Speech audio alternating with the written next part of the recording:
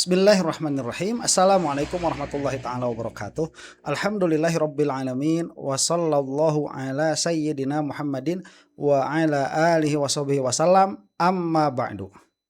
Nah, ya, kalau kita melihat langsung saja ini.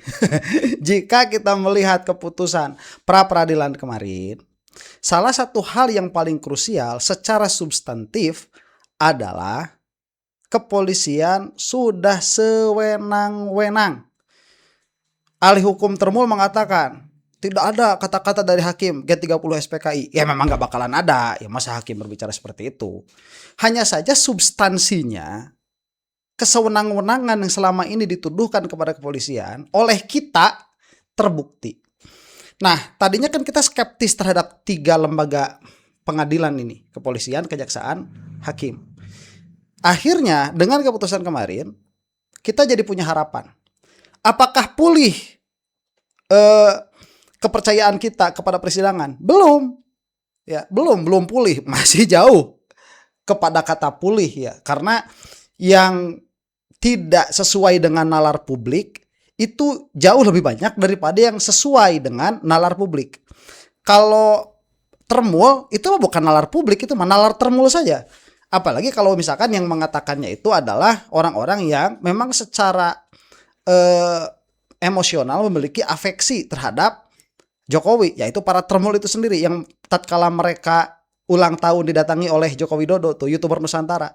Itu kan bukan masyarakat organik, ya itu blunder dari mereka sebetulnya. Mereka itu selalu bawa masyarakat padahal bukan masyarakat, yang ada itu YouTuber Nusantara, Termul padahal yang ada. Ya, kenapa saya bisa mengatakan seperti itu? Ya itu tuh ada acara-acara yang memang secara formil langsung dihadiri oleh Joko Widodo. Jadi itu hanya mewakili suara Joko Widodo, tidak mewakili suara masyarakat. Nah, yang menarik di sini, kalau kita ingat terhadap kejadian saat Roy Suryo ditangkap, karena itu kan hari Jumat ya, yang disebut Jumat berkah begitu kata mereka. Ternyata hari Ahad kan sudah dilepaskan tuh. Semua orang berbicara untuk menaati proses hukum, di antaranya si Gibran ngomong, si Jokowi ngomong. Salah satu yang berbicara itu adalah Listio Sigit, Kapolri. Ya kalau Kapolri mah Indonesia. Ya. Polisi paling pucuk. Bukannya menginvestigasi bagaimana keadaan sebenarnya, tetapi malah mengatakan ikuti proses yang ada. Yang mana saat dikatakan ikuti proses yang ada, akhirnya di kemudian hari, yaitu kemarin, terbukti proses yang dilakukan oleh kepolisian itu salah total di hadapan hukum dan itu sudah tidak bisa diganggu-gugat lagi.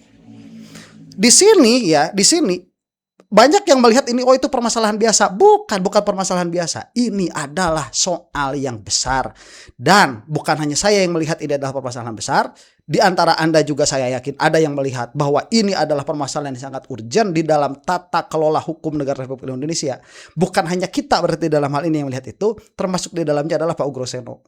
Nah, yang mana Listio Sigit itu bisa jadi secara pangkat ya dia lebih tinggi, tetapi tetap aja juniornya Pak Ugro. Makanya Pak Ugro nggak segan-segan ngomong nyentil si Listio Sigit ini, sentil-sentil aja udah sekalian gitu. Nah, ini akan kita saksikan, ini menarik. Baik, kita saksikan, ini adalah video dengan judul Beda Sikap, Pendapat Kapolri dan Putusan Hakim, Penangkapan Roy Suryo, Ugro Seno beri tanggapan.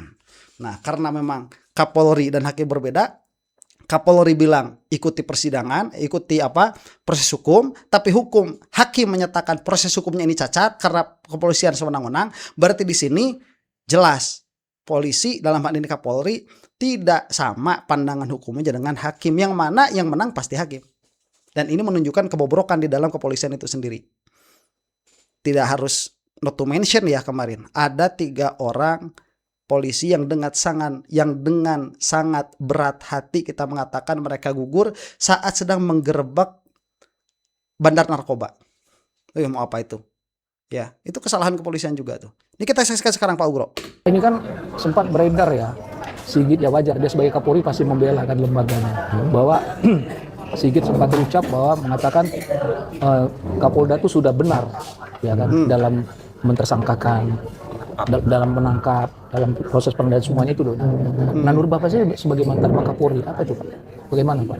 Ya, kemarin sudah dijelaskan ya oleh Pak Kapolda bahwa itu merupakan rangkaian dari kegiatan yang harus dilakukan penyidik sebelum diserahkan tahap 2 ke kejaksaan, karena di kegiatannya kemarin sudah dijelaskan ada kegiatan pemeriksaan kesehatan,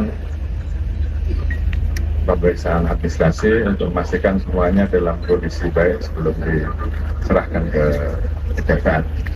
Saya kira itu. Terima kasih. Jadi kalau ada putusan pra peradilan seperti sekarang ini kan seolah apa yang disampaikan Pak Kapolri itu kan berarti dinyatakan dibatalkan oleh putusan pra peradilan. Betul. Ya kan? Jadi posisi jabatan Kapolri ini harusnya sudah mendelegasikan pada Kapolda dengan menangani Mas Roy Suryo, kan ditangani oleh Dirkrim nih. Nah, harusnya yang bisa menjawab kalau ada pertanyaan itu cukup Kapolda yang menjawab pada publik, jangan langsung diambil alih sama Pak Kapolri seperti Kapolri itu. nggak usah Kasihan nanti ikut-ikutan. institusi Polri kalau ya orang pasti tanya-tanya, loh kok statement Pak Kapolri akhirnya kan dipatahkan oleh putusan hakim tunggal pra peradilan seperti itu. Baik. Penangkapan yang dilakukan oleh pihak penyidik Polda Metro Jaya pada tanggal 19 Juni hari Jumat tersebut dinyatakan tidak sah atau dapat dikatakan tindakan sewenang-wenang. Ya. Ini yang mengajukan gugatan hanya Mas Roy Suryo karena Dr. Tifa sudah dilimpahkan ke pengadilan dan sudah menjalankan sidang perdana pada tanggal 2 Juli 2002 kemarin. Nah, Mas Roy Suryo belum dilakukan sidang di pengadilan, tapi masih mengajukan gugatan pra peradilan. Ya. Nah, gugatan pra peradilan tadi sudah saya jelaskan. Yang pertama berkaitan dengan penangkapan Mas Roy Suryo. Itu dianggap tindakan sewenang-wenang karena tidak ada alasan yang mendasar yang bisa diterima sesuai dengan hukum acara pidana untuk dilakukan penangkapan. Betul. Karena seharusnya cukup dilakukan dengan surat panggilan 2 kali karena kooperatif. Ya. Nah, itu sudah dinyatakan oleh hakim. Kemudian yang kedua Sebentar, masalah dan itu sudah dikatakan dari awal oleh kuasa hukum Roy Suryo. Coba kalau dengar waktu itu kepolisian, nggak bakalan malu kayak sekarang. Itu pun kalau mereka masih punya malu. penggeledahan.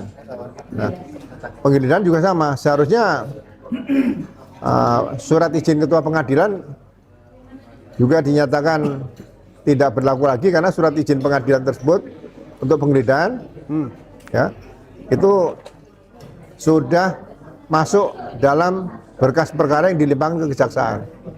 Nah, ini juga perlu walaupun tidak dijadikan pertimbangan dalam putusan hakim di pra peradilan, tapi surat izin pengadilan seharusnya dinyatakan secara jelas kapan dilaksanakan supaya jangan sampai surat izin ketua pengadilan yang berkaitan dengan penggeledahan itu bisa berlaku tanpa ada batas waktu. Nah, penggeledahan yang dilakukan itu seharusnya juga berkaitan dengan rencana penangkapan tadi. Jadi kalau penangkapan di dalam rumah berarti biasanya harus minta izin pengadilan untuk melakukan penggeledahan sekaligus penggeledahan. Nah, di situ penggeledahan itu sudah diatur dalam KUHP lama maupun hukum acara pidana yang baru, ya kan? Hukum acara pidana yang lama itu juga menyatakan harus segera dibuatkan berita acaranya maksimal 2 hari, ya. Jadi semuanya harus jelas. Terus didampingi dengan kepala desa atau lurah atau RT RW. Ya, itu harus lengkap. Jadi jangan sampai penggeledahan itu dilaksanakan oleh pihak penyidik sendiri, ya. Orang-orang harus jelas. Kemudian setelah masuk didudukan dibacakan surat izin ketua pengadilan, kemudian rencana penggeledahan dan penangkapan sekalian disampaikan di situ. Nah, penggeledahan yang dilakukan itu juga menurut hakim tadi dinyatakan tidak sah, ya kan? Karena tidak dilakukan sesuai dengan hukum acara pidana yang berlaku saat itu. Betul. Ya. Kemudian yang ketiga, penahanan. Nah, seharusnya penahanan ini kan dapat dikatakan penahanan berkaitan dengan penyidikan waktu pertama kali sesuai dengan hukum acara pidana. Dasar penahanan apa? Dikhawatirkan tersangka melarikan diri, kemudian dikhawatirkan dia merusak barang bukti, mempengaruhi saksi, ya kan, dan sebagainya. Dan ancaman hukumannya di atas 5 tahun. Nah, tapi saya melihat di sini di luar yang disampaikan hakim, ya, bahwa pasal yang diterapkan terhadap Mas Roy Suryo ini juga pasal yang bisa dicari-cari supaya bisa menahan yaitu pasal dikaitkan pasal 32 Undang-Undang ITE dan pasal 35. Ya. Padahal itu pembuktian sangat sulit. Ya. Tapi hakim yang bertindak menurut saya sangat adil dan berdasarkan hukum acara pidana yang berlaku, maka penahanan itu juga dinyatakan tidak sah atau merupakan tindakan kesewenang-wenangan. Ya. Jadi penyidik tidak konsekuen menerapkan hukum acara pidana yang baru, Undang-Undang Nomor 20 tahun 2025, dan menggunakan juga hukum acara pidana yang lama, Undang-Undang Nomor 8 tahun 81. Jadi ada keraguan-keraguan penyidik di sini. Ya. Makanya saya katakan dengan putusan pra peradilan tadi, ya, yang menerima gugatan seluruhnya dari Mas Roy Suryo sebagai pemohon, ya, kecuali masalah rehabilitasi. Rehabilitasi disampaikan oleh hakim tadi diajukan setelah ada putusan pra peradilan, nanti salinan putusan pra peradilan diterima dalam tempo 14 hari diajukan rehabilitasi. Karena ada ketentuan sendiri yang mengatur tentang rehabilitasi. Kalau rehabilitasi menurut hukum acara pidana yang baru, itu nanti bisa dijadikan satu sekaligus dalam paket gugatan pra peradilan di situ. Baik, sebentar Jadi, ya. Ini yang dikatakan dengan bahasa lain oleh hakim kemarin saat keputusan dikatakan apa? Tidak adanya logika konsistensi. Ya, tidak ada kepastian hukum. Logika kepastian hukum tidak dipakai oleh kepolisian. Dalam pengertian apa coba? Jika logika kepastian hukum itu tidak dipakai, berarti yang dipakai adalah ketidakpastian hukum. Ketidakpastian hukum saat dia dipakai, pertanyaannya lalu prinsip apa yang dipakai oleh kepolisian kemarin? Betul, prinsip jadi tercok, termul coklat. Nanti ada gugatan pra peradilan baru berkaitan dengan rehabilitasi yang merupakan bagian dari amar putusan pra peradilan Mas Roy Suryo hari ini. Ya. Jadi sekali lagi putusan pra peradilan ini menjadi pelajaran yang baik bagi para penyidik ke depan. Betul. Apa yang seharusnya bisa dilaksanakan dan tidak bisa dilaksanakan. Jadi tetap menghormati hukum acara pidana yang ada, menghormati hak-hak tersangka dalam melakukan upaya-upaya paksa, ya, sehingga ke depan nanti tidak ada lagi baik pelanggaran secara secara formil maupun material berkaitan dengan penyidikan suatu tindak pidana. Ya, sekali lagi jangan ada lagi istilah menang atau kalah, tapi ini untuk perbaikan hukum ke depan. Betul. Ya, kita berharap para penegak hukum dalam melaksanakan tugasnya baik sebagai penyidik maupun menuntut umum, ya, ataupun sampai ke pengadilan, itu harus berdasarkan pada asas-asas.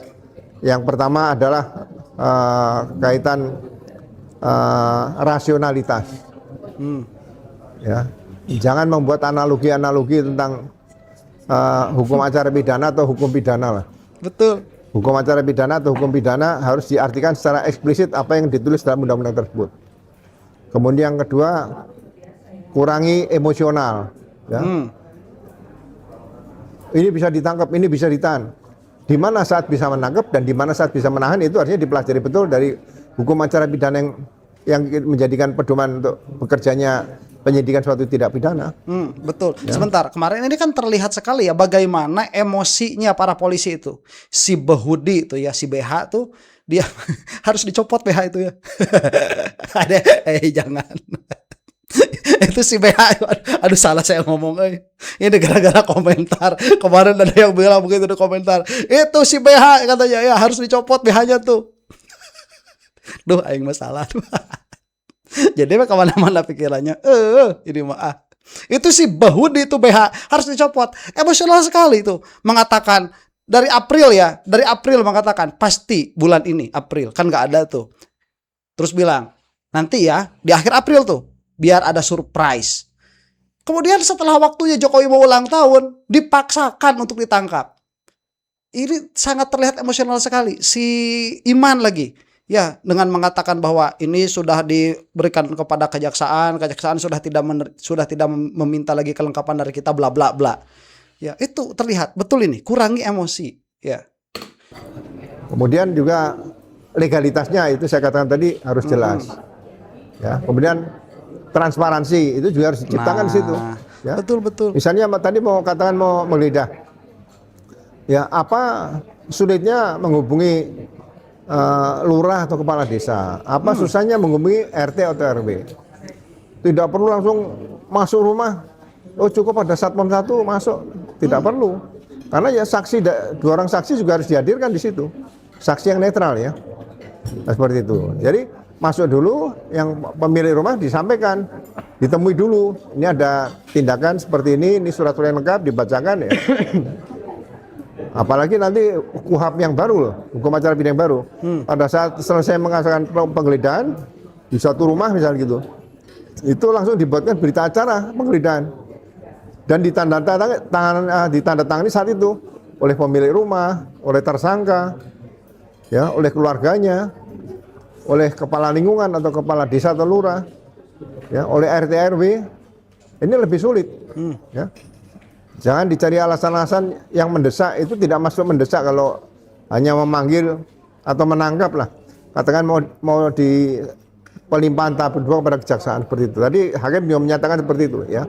Jadi tidak ada alasan mendesak untuk melakukan penangkapan, penggeledahan dan penahanan seperti itu ya. Sekali lagi saya mengucapkan terima kasih pada Pak Hakim pra peradilan yang dari Pengadilan Negeri Jakarta Selatan yang bertindak sangat profesional, proporsional, dan menggunakan rasa keadilan dan kebenaran yang tidak ada tekanan-tekanan dari manapun, sehingga putusan itu bisa dirasakan sangat adil oleh pemohon waktu itu Mas Sori Soryo, para penasihat hukum dan seluruh bangsa Indonesia ini. Ya, Jangan sampai nanti mewakili. kalau putusan pra peradilan itu salah, tidak tepat, korbannya adalah masyarakat-masyarakat lain yang nanti akan berhadapan dengan hukum.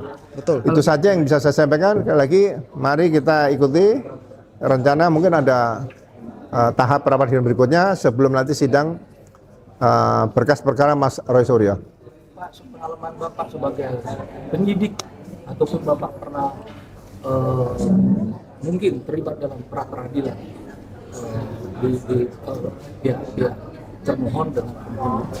Pengalaman Bapak yang pernah Bapak rasakan menjadi Bapak menjadi penyidik, apa yang Bapak rasakan di saat pihak kepolisian itu dinyatakan bersalah? Oke. Ya, jadi Bentar, yang jelas mungkin kalau kedengeran ya. Jadi selama jadi kepolisian, kemudian ada pra peradilan, kepolisian dinyatakan bersalah. Bagaimana perasaannya? Nah, ini bertanya tentang perasaan nih. begitu ada gugatan pra peradilan, kita harus menyatakan bahwa jangan sampai ada kesalahan-kesalahan yang fatal yang bisa dibuka di fakta sidang pra peradilan tersebut, ya kan? Kalau memang ada salah fatal itu risiko bagi kita. Jadi sekali lagi, kalau sampai diterima gugatan pra peradilan tersebut, kemudian penyidik dinyatakan ada kesalahan, ada kesewenang-wenangan, ada yang tidak tepat, yang tidak sah, ya pasti kita ada perasaan malu di situ lah. Malu, kecewa masih ada di situ. Jadi atasan pasti akan menegur. Kenapa kok bisa kalah? Di mana letak kesalahan itu? Di mana letak kekurangan itu? Di mana letak ketidakprofesionalan situ? Jadi ya seharusnya kalau memang udah ada putusan seperti itu, ya penyidik harusnya yang menangani ya harus dapat sanksi etika profesi seperti itu. Maka pasti ada kekhawatiran ini, pasti Propam juga akan turun tangan untuk bisa menangani ketidakprofesional para penyidik-penyidik tersebut. Nah, bentar, itulah yang saya maksud. Ini tidak hanya berhenti bahwa itu tidak ada urusannya dengan pokok perkara. Bukan, ini polisi berarti ada masalah. Dan kalau Pak Ugro tadi mengatakan ya, ada atasan mengatakan, kenapa kamu tidak profesional dan sebagainya dan sebagainya. Lah itu wajar Pak Ugro ya atasannya polisi. Kalau yang sekarang atasnya siapa? Jokowi atasannya itu. Lah gimana? Jadi gimana tuh kira-kiranya? Si Iman sama si Budi itu kok bisa kalah pra peradilan? Wani Piro. Nyebelin. Itu Pak, menurut Bapak, ini cerita pengalaman Bapak itu. Pernahkah Bapak menerima atau titipan sebuah pesan hukum pasal-pasal kepada penyidik, Pak? Oh, bagus nih. Jadi gini, penyidik itu kan independen ya. Jadi begitu ada peristiwa, Harusnya iya. ya Jangan kita berpikir sebagai atasan, misalnya ada peristiwa perampokan, contoh lah di Medan, perampokan di Medan. Terus kita merasa Kapolda tidak perlu turun tangan. Kita harus turun tangan membantu, jangan sampai ada kesalahan dalam suatu proses penyidikan. Jadi itu bukan intervensi loh. Ya, sekali bukan intervensi. Itu kontrol atasan. Pengawasan, ya. Nah, kita ikut di situ menganalisa peristiwanya seperti apa. Barang bukti apa yang harus kita hadirkan di situ. Ya. Jadi jangan sampai kita merasa bahwa udah kamu tangani, nanti kalau dapat bisa menangkap pelakunya itu prestasi dari, misalnya waktu itu saya Kapolda, prestasi Kapolda kan. Prestasi Kapolda itu kalau dia turut memimpin dalam pengungkapan suatu kasus, bukan Kapolda duduk di meja yang kerja anak buah di lapangan, bukan. Seperti itu. Itu yang harus kita lakukan. Seperti di polisi ini ya harus dibedakan dengan militer. Polisi penegak hukum. Jadi kita atasan dari penyidik itu ya kita pimpinan ini bisa memberikan masukan saran pada penyidik. Kalau nggak bisa diterima penyidik, nah kita adu argumentasi dengan penyidik, nggak ada masalah. Jangan merasa kalau udah jadi pimpinan itu pasti benar seperti itu. Itu bagi saya seperti itu. Pengalaman Bapak yang paling Bapak ingat, Pak, pembelaan Bapak terhadap rakyat itu apa? Terhadap Rakyat. Hah? Baik, sebentar, jawaban Pak Guru tadi apakah pernah mendapatkan pesanan ya? Pak Guru nggak jawab pernah atau tidak. Cuman Pak Guru mengatakan bahwa ya masa kalau pernah. Saya bukan menuduh loh ya. Ya itu mah jangan ditanyain. Kalau pernah juga gak bakal dijawab pernah. Pernahkah Bapak sebagai atasan itu menerima pesanan untuk menerapkan pasal kepada seseorang? Kalau pernah misalkan ya. Masa dijawab? Ya pernah sih. Itu jangan ditanyakan. Kalaupun pernah ya pasti jawabnya enggak. Kalau jawab enggak, emangnya kita percaya? Tapi kalau Pak Ugro memang lain. Pak Ugro itu ya kenapa lain yang bersangkutan di beliau ini? Beliau itu terang-terangan mengatakan saya berani melanggar atau membantah perintah atasan jika sekiranya itu bertentangan dengan hati nurani saya. Itu Pak Ugro. Jadi Pak Ugro itu polisi yang mana polisi itu punya ketentuan tidak boleh atau haram lah begitu ya hukumnya nih bagi polisi untuk melanggar perintah atasan. Tapi Pak Ugro jika itu bertentangan dengan hati nurani saya berani melanggar perintah atasan itu. Nah, itu kan yang terjadi kepada Pak Ugro. Jadi polisi yang masih mengedepankan hati nurani. Nah, beliau makanya berani kehilangan jabatan misalkan dan sebagainya agak lain kalau Pak Ugro ini. Ada nggak selain Pak Ugro yang lain begitu? Ada. Banyak nggak? Ya banyak. Cuman masih banyakan yang enggak. Pak terhadap rakyat itu. Oknum Pak Ugro ini. Oknum. Terhadap Rakyat. Hah? Yang mau Bapak menjadi Kapolda yang Bapak bela itu siapa? Oh ya. Jadi begini. Kan ada jalur resmi, misalnya ada pengaduan masyarakat nih, ya kan, melalui Propam atau Irwasda kalau di Polda lah, kalau di Mabes Irwasum ya. Jadi kalau seseorang sudah menjadi Kapolda, itu waktu untuk bertemu dengan masyarakat lebih banyak. Jadi kalau masyarakat didampingi penasihat hukum, mau konsultasi dengan ada dugaan perilaku anggota yang tidak pas lahir gitu ya. Nah kalau Kapolda bisa nerima tidak melalui jalur propam kan Kapolda lebih cepat bisa nangani. Jadi komunikasi dengan masyarakat tuh jangan ada sekat, ada gap. Jadi kalau ada masalah mendekat Kapolda maju, kita satukan, kita rapatkan, kita gelar perkaranya di situ, ya persoalan satu hari selesai. Baik, ini kalau sedikit persoalan lagi itu harus lewat. Kita langsung saja kepada permasalahan Kapolri ya nih. Bisa nggak sempat. Oke, Pak, ini kan sempat beredar ya, Sigit ya wajar dia sebagai Kapolri pasti membela kan lembaganya, bahwa Sigit sempat berucap bahwa mengatakan Kapolda itu sudah benar ya kan dalam mentersangkakan, dalam menangkap, dalam proses pengendalian semuanya itu loh. Nah, menurut Bapak sih sebagai mantan Kapolri apa itu Pak? Bagaimana Pak? Ya seharusnya dengan peristiwa yang terjadi terhadap Mas Roy Suryo tadi, ya yang bicara paling tinggi cukup Kapolda lah. Jangan langsung Pak Kapolri. Jadi kalau ada putusan pra peradilan seperti sekarang ini kan seolah apa yang disampaikan Pak Kapolri itu kan berarti Salah. dibatalkan oleh putusan pra peradilan. Betul. Ya kan? Jadi posisi jabatan Kapolri ini harusnya sudah mendelegasikan pada Kapolda dengan menangani Mas Roy Suryo, kan ditangani oleh Dirkrimum nih. Ya, harusnya yang bisa menjawab kalau ada pertanyaan itu cukup Kapolda. Kapolda yang menjawab pada publik, jangan langsung diambil alih sama Pak Kapolri seperti itu. Kasihan nanti institusi Polri kalau ya orang pasti tanya-tanya, loh kok statement Pak Kapolri akhirnya kan dipatahkan oleh putusan hakim tunggal pra peradilan seperti itu. Tercoreng kepolisian ini. Menurut Bapak, Sebentar ya, cuman masalahnya kan tahu Kapolrinya memang mau jilat Jokowi juga. Ya, itu kan waktu ditangkap Mas Roy itu, Kapolri kan langsung berstatement tuh seperti statement yang tadi. Cuman Kapolri tidak tahu bahwa ini adalah penangkapan untuk penyidikan atau penangkapan untuk pelimpahan. Kapolri kan nggak tahu, cuman bilang begini, ikuti proses hukum. Ya, jadi Kapolrinya mungkin juga banyak urusan. Kalau nggak ngomong Kapolrinya mending Kapolda nanti yang ngomong. Asep itu, ya bukan Udin ini Mas Asep.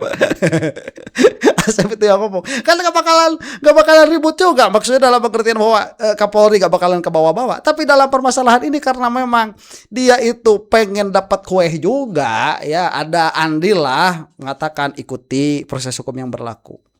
Tapi setelah dilimpahkan kepada kejaksaan, yang saya bikin video viral itu yang nonton 400.000, hampir 500.000 yang nonton itu video saya yang paling viral itu, yang mengatakan bahwa Kapolri sudah lepas tangan dari permasalahan ijazah. Karena memang Listio Sigit sepertinya baca-baca juga, loh ini kok ternyata bermasalah ya. Karena ternyata penangkapan itu kan untuk P21, makanya mengatakan kepolisian sudah tidak ikut-ikutan lagi dalam permasalahan itu. Begitulah kira-kiranya. Nggak ngerti Listio Sigit ini bakal diajukan pra peradilan oleh Mas Roy, dan nggak ngerti juga dia bakal menang kan. Nah sekarang udah begini, siapa yang kena getahnya? Kepolisian, semuanya. Ya kan kasihan. Pak Ugro kan peduli kepada kepolisian. Jangan dikira saya nggak peduli kepada kepolisian ya. Saya tuh amat sangat peduli terhadap kepolisian, amat sangat peduli. Kenapa? Kepolisian itu dia salah satu pilar yang harus ada di dalam bernegara. Wajib ada kepolisian itu. Nah, kalau nggak ada kepolisian kita nggak bakalan bisa aman. Harus pegang senjata sendiri-sendiri. Ya, itu harus ada. Hanya saja adanya itu untuk melindungi masyarakat, bukan untuk melindungi oligarki atau rezim begitu, bukan. Polri gegabah atau hanya sebatas apa Pak dia melakukan pernyataan seperti itu? Ya menurut saya begini, kepemimpinan itu harus dimulai dari bawah kan, dari secara berjenjang. Ya. Jadi saya katakan bahwa makin tinggi itu tingkat emosional orang harus bisa lebih dikendalikan. Misalnya saya seorang Kapolri ditanya, Pak, bagaimana tanggapan Bapak tentang peristiwa penangkapan Pak Roy Suryo? Ya, kalau memang masyarakat nanti merasa tidak puas, silakan melalui pra peradilan. Masih ada lembaga yang bisa menentukan sah atau tidaknya penangkapan, penggeledahan, penyitaan gitu. Limpahkan aja ke pra peradilan. Jangan langsung dijawab sendiri seperti itu. Jadi marwah seorang Kapolri kan harus dijaga, bukan asal menjawab seperti itu kan sayang seperti bagi saya loh ya. Kalau jawaban Kapolri waktu itu sangat tepat atau proper, pasti jawabannya adalah ya silahkan nanti digugat di pra peradilan. Bagaimana nanti putusan pra peradilan selanjutnya seperti itu. Ada lembaga yang bisa menyelesaikan kok masalah tidak sahnya penetapan tersangka, penangkapan, penahanan. Baik, ya kalau saya mau jadi Kapolrinya, saya bakal plototin permasalahan ini. Sekiranya ada masalah langsung out orangnya itu, karena ini bukan hanya sekedar permasalahan, tapi ini adalah marwah kepolisian. Itu kalau saya jadi Kapolrinya, yang mana nggak bakalan mungkin saya jadi Kapolri. Ya demikian, mudah-mudahan termul binasa untuk anda yang bukan termul. Wallahu taala alam bisawab. Assalamualaikum warahmatullahi taala wabarakatuh.